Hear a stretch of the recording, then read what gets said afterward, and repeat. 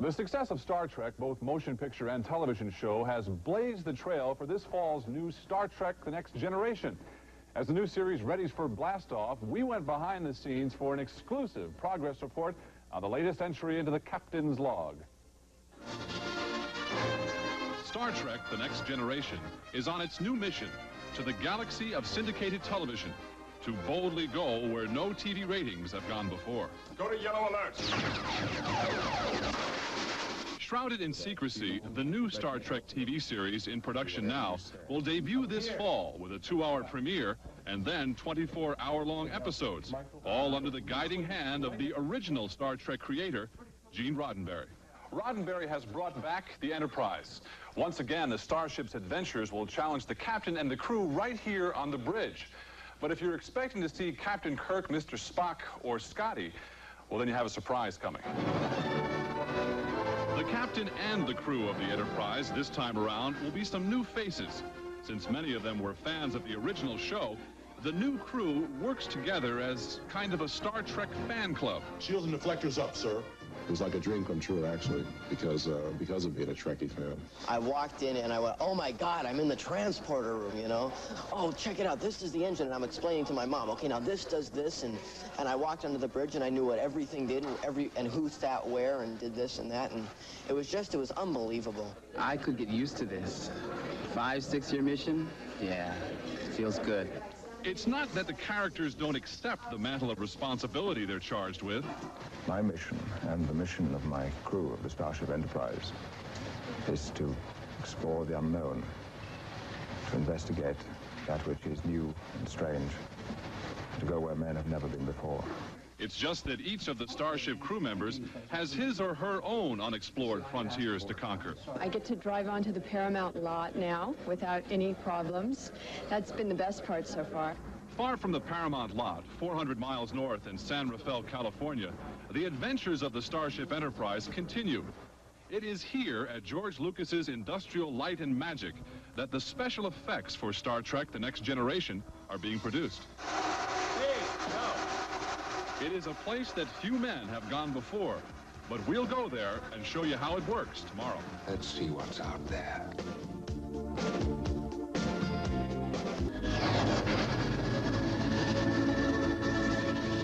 While you were sleeping last night, some wizards who are famous for their movie special effects were creating an exotic new galaxy for a television series. And they are going to blast a 5 million metric ton spaceship at warp speed through hyperspace right into your living room. Star Trek: The Next Generation is a new generation of characters. Generation in technology. Welcome to the Enterprise. This is nothing like any vessel I've seen before. To make the Enterprise and all the wonders of space like nothing ever seen before, the producers of Star Trek went north from Hollywood to San Rafael, California, where they found the wizards. We may, that middle flame might be able to pull back out some. Oh, the wizards are these men, the technicians at Industrial Light and Magic, ILM, a special effects production house owned by movie maker George Lucas. Everywhere you find reminders of their past productions. The model car from Back to the Future, the bicycle which flew through E.T., the extraterrestrial, the ship which flew through Cocoon, and of course, a space station from Star Trek.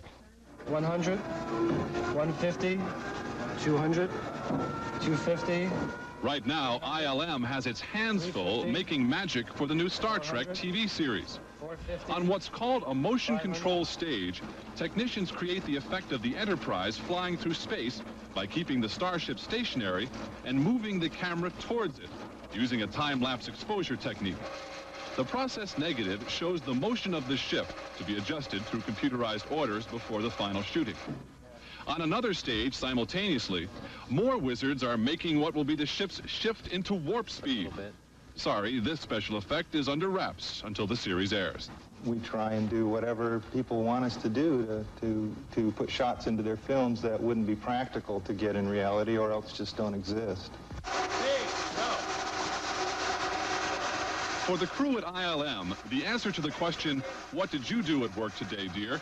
might be, "Today I burned down a village on the far point planet."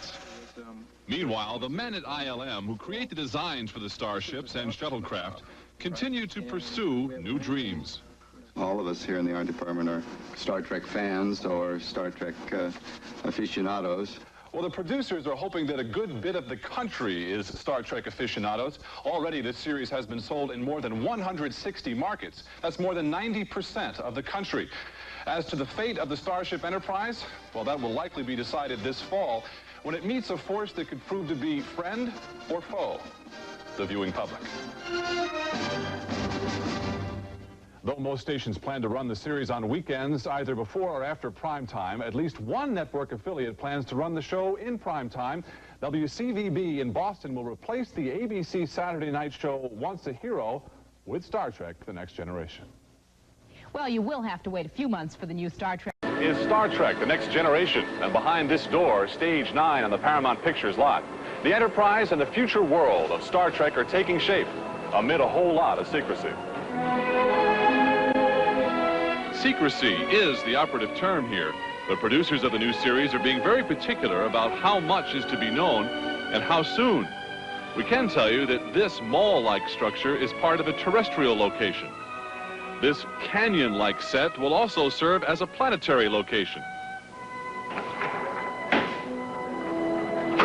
Finishing touches are being put on the bridge of the Starship Enterprise.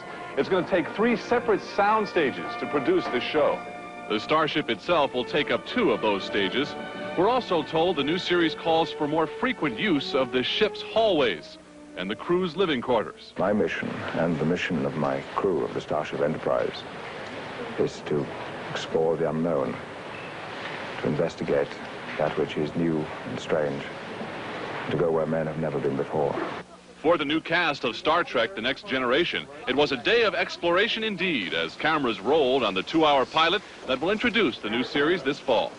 I am sure, Commander, there are reasons for a first officer to want to demonstrate his energy and alertness to a new captain. The show's producers aren't revealing too much of the storyline for the new series, and we still can't show you the new Starship. But as is evident in this cast photo session with the show's creator, Gene Roddenberry, the new crew represents a cross-section of the universe, all raring to begin exploring. I could get used to this. 5-6 year mission? Yeah, feels good. It's wild. I grew up with the thing, and, you know, I'm saying all the lines that I've heard forever and ever and ever, and it's really fun. I had to put all this stuff on and become this character, and that felt wonderful. When I first got the job, I thought, great, it's such a wonderful job to get, but then the phone hasn't stopped ringing.